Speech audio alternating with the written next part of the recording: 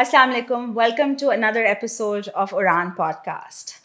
We are here to talk about uncomfortable things around money. And today we have a very special guest, Ariba Shahid, who is a journalist at Deal Street Asia and here to talk about the impact of women on the economy. Welcome, Ariba. Hi, thanks, Halima. Thanks for having me. Really I excited. am super excited to have this conversation with you.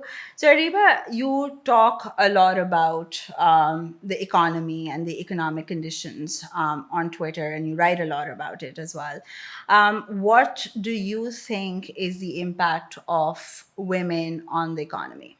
So, there are two ways to look at this, right? One is the explicit impact on the economy as in women contribution in the workforce, which is very obvious. Like women who work in the workforce, they produce output and that contributes to the GDP. But the other input that they give into the economy, which we kind of neglect, and I don't know, when we studied economics in our O levels and in our A levels, they talk about how the work that they do is not priced, but it's still work. Yeah. But if we look at this in more depth, the people in our country that go out to work are supported by women. So let's say someone's a homemaker. So they make sure that the person that is going out to produce things has everything in order. So that's something that we don't really take into account. So women contribute significantly to the economy. The CEOs that you see that are, leading Pakistan, right? The politicians you see, everyone that you see that's made it has women behind them. And that goes uncounted for. And it's unfair. Just because they don't get a salary for it, doesn't mean it's not worth anything. Absolutely. And I think it's also okay.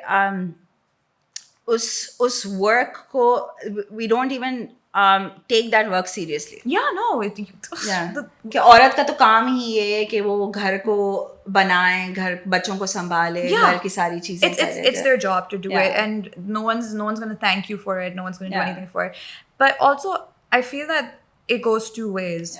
I feel that women who do this work, or women who, let's say, are mother-in-laws or sister-in-laws or mothers or sisters, what they should do if someone goes like, what does this person do? They shouldn't just say, oh, ye ghar pe rehti hai. ऐसा नहीं बोलना चाहिए. It should be like, oh, ये हमें support करती है. ये हमारे whatever we do, she proves to be an integral part in it. I think that the messaging that we give out ourselves as women, we need to work on that. But also, overall, things like this or anything, any contribution in any form should not be trivialized. Absolutely. And I think यहाँ एक थोड़ा सा shame भी होता है कि मैं तो सिर्फ एक homemaker हूँ. Right? But they don't recognize कि homemaker होने की वजह से आप इतनी सारी चीजें mobilize करते हो जो contribute करती हैं economic impact पे. But let's talk about the fact that especially in Pakistan, where almost half of your population is women, और workforce में जो contribution है women का वो इतना नहीं है. How does that impact the economy? That terribly impacts the economy, especially one like ours, where a majority, when I say majority, I mean 50%, yeah, it's more than like 60, 70% of women who do not formally work. Some of them do work informally in farming, etc. But then again, they're not treated like employees. But let's say formal workforce mein women do not really participate. And there are multiple reasons for that. Like, for instance, it's not as easy for women to commute. Mobility is such a big problem. Mobility is such a big problem. Like, public transport is non-existent in most cities. It's not friendly for women. It's more expensive for women in the sense that they can't just hitch a ride on a motorcycle like other people do. I mean, if they do, sometimes the motorcycle driver themselves refuses to take them. Sometimes they don't want to because of cultural reasons, whatever. Buses aren't really as friendly as you would think because, one, the harassment issues, and also the routes are so bad. Like, for instance, I was just talking to someone the other day. If someone works at I.H. Chandigarh Road, or if someone studies at university, there are very few buses that are decent enough to take you there. So there's that issue as well. So one is mobility. The other is that there's a bias towards hiring women because one, oh my God, you're going to take maternity leave. Oh my God, you're going to get married. So when you so I don't know if they ask men the same question or not. But I've been asked, so you're unmarried right now? Oh yeah. What are your plans? Yeah, Because I actually have a very interesting story to tell on Yeah. that front. जब मैं पाकिस्तान वापस move हुई थी, and I was looking at opportunities कि क्या हो रहा है, and there was this very interesting opportunity at a very large organization where I was speaking to the CEOs and like C level from an interview perspective, and at one place I was blocked, and it got into an argument because question ये था कि आप you just got married, right? You just got married, you moved back. एक तो आप relatability हमारी audience से कैसे करेंगी, पर दूसरी ये था कि आप पे हम invest तो कर लेंगे from a training perspective, but tomorrow, what if you plan to have a family? And I was just like, what kind of a question is that? Like, that's my choice. you don't ask can't- men whether they plan to have a family or Yeah, not. you're not asking anybody. Why would you ask that question? Workplaces are so unfriendly for women Yeah. that have kids. Very few workplaces let you bring your child to work. Very few places offer daycare services. They don't even compensate it. I mean, there's just so much that workplaces need to do, and they just don't want to. So the easy solution is just not to hire women. Opportunities इन्हें provide Yeah, करो तो. and then there's some sectors or some functions at work that they think are more suited to women. They decide this themselves. HR, marketing, comms, that's more for women. Bank treasuries hardly hire women because one. Banks hardly hire women. And then we wonder why there is no financial inclusion because they don't hire women. But like treasuries hire very few women because one, the work hours are crazy. So they think that women can't stay late. And the second thing is that the culture there is very toxic. It's a boys' club. It's a boys' club. Like you go in there, you're going to hear people swearing, things like that. And they don't feel it's suitable enough for women to work there. And that's just an assumption on their part. That's just an assumption on their part. So that is also another issue. But the participation of women formally in the workforce is something that Pakistan's been struggling excessively with.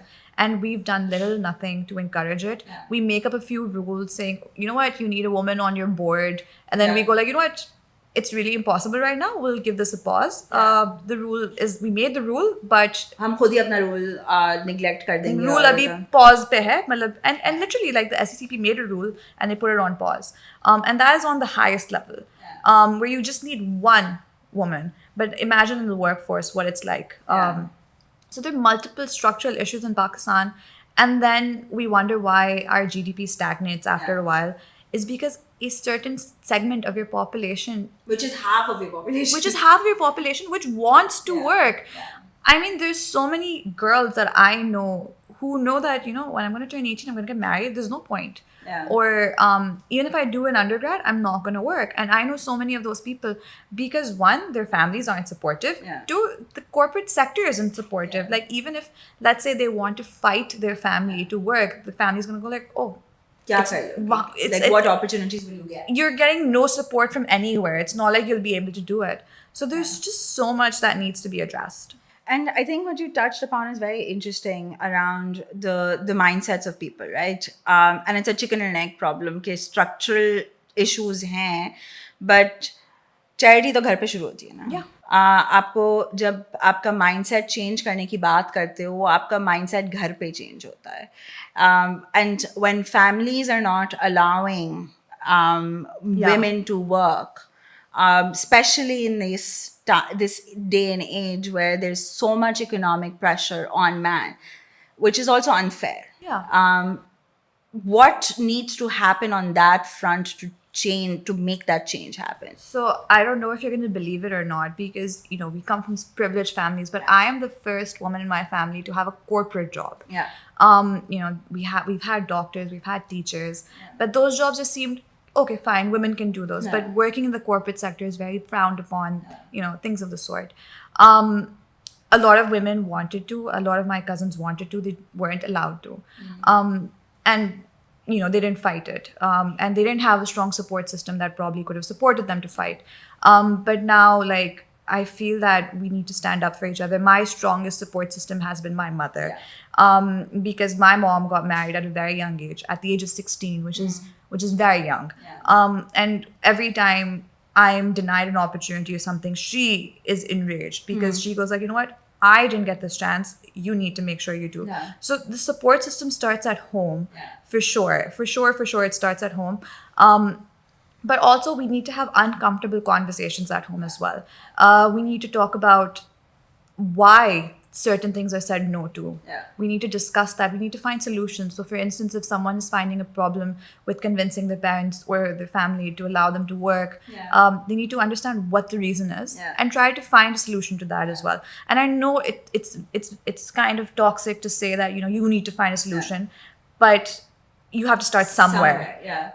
So things like that exist, and we can't deny that. There are cultural, the cultural significance that hinders women from moving and leading their own lives in Pakistan is very significant. It is very regressive. And the burden on men leads to men being more, harsh. It leads to men being more dominant. And then it furthers the whole patriarchal cycle. It puts them in a position of power कि भाई मैं ही सब कुछ करूँगा और मैं ही figure out You give करूँगा. them more power, and the more it goes on, it gets worse. But we also fail to recognize कि उस power जो हम perceived power जो provide कर रहे हैं, that also creates a lot of anxiety and unnecessary pressure on them to do better. Yes, it absolutely does. And plus the whole societal image that, if this man has his wife or his kids working, then he's not a good enough man to support his family. So that image itself puts more pressure onto them, and probably is also a reason why people do not let their kids or their wives work, which again is problematic. So I feel that there's a whole need. I mean, the media needs to normalize this. Like when we see TV dramas. Which, to be very honest, maybe you and me don't watch them, but a large population chunk does watch. So those TV dramas could show that women are working and it's normal. They don't have to beg their fathers like, please, Baba, mujhe job kind of thing. I feel that, or even husband, right? Yeah. Like, I mean, we need to normalize such things. We need to normalize such conversations. And only then will it, be easy to have these conversations at home. But yeah, normalization is very important. Yeah, I think also from the perspective, like media is such an important tool right now for us to be able to create that awareness, especially like your social media as well, right? Yeah. You need to be able to have different kind of voices and different kind of uncomfortable truths out there for people to take actions. Yeah. Because अगर आप एक औरत को mobilize करते हो, whether it is financially or educationally, you actually mobilize the entire generation. And I think अगर especially is economic crisis में, if you're not able to provide that start with the conversation and awareness, but also make those structural changes within the corporate spaces, we are not going to be able to achieve or see the kind of economic growth that we want to be able to see. Of course. And like, I feel that if you want to look at this on a public level, the government itself, like every few days we see on Twitter, some CSS officer has a baby and she brings it to work and the baby's sitting on her desk. It's a very cute image. But at the end of the day, it makes you question that why is it still out of the blue? I mean, my mom was a working mom, and I've been to her work multiple times. It was pretty normal for me. It wasn't celebrated, like it was pretty normal. But one, governments need to start off with having a nursery center at their workplaces. They need to provide these facilities. If they're not providing a nursery center, they need to provide after school daycare support or something, compensation or whatever, just to make sure that, once you have a baby, you're not putting a stop to your career. And providing that guarantee as well, right? Like you can take these, it's okay and it's very normal to have these breaks in your life as well, Yeah. because a lot of career oriented women, there's a notion and there's a taboo around it कि oh, अगर उसका career है तो वो family के बारे में नहीं सोचेगी. That's not Yeah, true. yeah. There are women that can do both. Yeah. I mean, if men can do both, I feel that women can as well, right? And there's so many women that are proven examples of this. But you shouldn't have to stop your career just because you want a family. It shouldn't be a trade-off. It shouldn't be a trade-off. There should be the necessary options available. So I feel that the government needs to start off with an example. When we go to Nadra or when we go to the passport office, if someone brings their child there, they're just constantly playing with it and playing with the child in their lap. We have no concept of daycare centers in waiting areas or play areas. We have no concept of that at all. I feel that they need to start somewhere, and especially for the employees. But yeah, no, until and unless we don't have women working formally, informally, whatever way, we're not going to see Pakistan grow beyond a boom bust cycle. There's also a lot of conversation and chatter around the unpaid work that women does, right? What, in your opinion, if you were to put that price out, what would, in your opinion, change the impact on or have an impact, if any, on the economy? So, for instance, let's say that women provide support at this point in time to help the men or whoever, their kids or whoever, to go out and earn. So whatever they earn is because of that. So I don't know, maybe our GDP could probably be 3/4 more of what it is right now. So let's say if it's 100 right now, it could be 175. Yeah. That is the potential we can see on a minimum. That is the price of what they're doing. And a closest example, and I think everyone should do this at home, is how about you go home and you calculate the amount of work that your wife and your mom, your mother-in-law, your daughter-in-law, your sister-in-law, whoever, any woman at home, you just go home and you count what they do and you put a price up to it if you were to get commercial services. So for instance, if they what do you call it? If they cook, if you went out to buy this meal, how much would it cost? If they've ironed a shirt for you, how much would it cost if you got it done from outside? You go home, you put a price on it, and you realize you're going to go broke if you didn't have this woman in your life. And you shouldn't just love them because they do your work. But you should honor them that, you know what, they're doing this without being paid. And imagine if they were going out to earn, like they have the potential to do something. Absolutely. And I think it also goes back from a policy perspective a little bit, right? Like what kind of policies and what kind of regulations can we put in place to be able to encourage some form and shape of payment to unpaid work? I mean, there are various ways that one could do this. I'm going to cut you right there, Ariba. We are going to ask the audience if they would love to learn more about the impact of women on the economy. Please leave comments and we can continue this conversation in episode number 2 around this. Thank you.